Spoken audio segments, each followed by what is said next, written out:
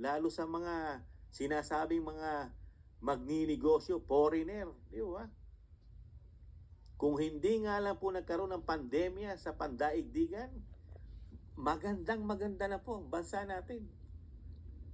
Dahil sa ginawa ng mga Duterte, lalo ni dating Pangulong Duterte. Ngayon, nakita niyo po, ano po nangyari sa ating bansa? Isang damukal na biyahe ng Pangulo. Isang damukal na travel. Nararamdaman po ba natin yung isang damukal na biyahe ng Pangulo? Ano na po? Dumami na po ba ang may trabaho na sinasabi magbibigay ng trabaho sa napakarami mag-i-invest sa atin? Nasaan na po yun? Nagtatanong lang po si Kamano. Wala po yata tayong nararamdaman doon sa isang damukal na biyahe ng Pangulong Marcos. Di ba? Ano na po yun? Sa hangin na lang? Yung ginastos ng mga Pilipino, ng taxpayer, na isang damukal na